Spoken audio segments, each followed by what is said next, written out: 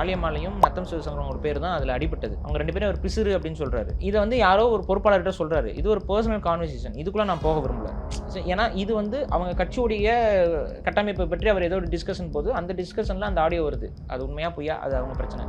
ஆனால் அப்படி ஒரு டிஸ்கஷன் வருது, அதில் நான் மூக்க நுழைக்கல. நான் இங்கே சொல்கிற ஆடியோ வேற, கெட்ட வார்த்தைகள் பயன்படுத்தப்பட்ட ஆடியோ நான் சொல்கிறேன். நீங்கள் அது வார்த்தைகளை விட்டுருங்களே, அர்த்தத்தை பாருங்களேன். கட்சிங்கிற ஒரு பெரிய கட்டமைப்புக்கு முன்னாடி தனிநபர்கள் வார்த்தைகளுக்கு அர்த்தங்கள் இருக்கு இல்லைங்க.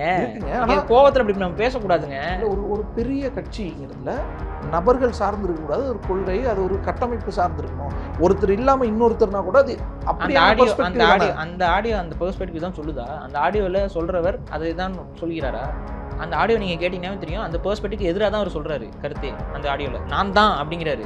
அது அப்படி இருந்துச்சுன்னா அது மக்கள் பார்வைக்கு வரும்போது மிக தவறாகப்படும். அது வந்து நீங்க வந்து ஒரு தலைமைக்கான என்ன மிஞ்சி சொன்னா என்ன சொல்ல முடியும்? அது ஏஐன்னு சொல்லலாம்.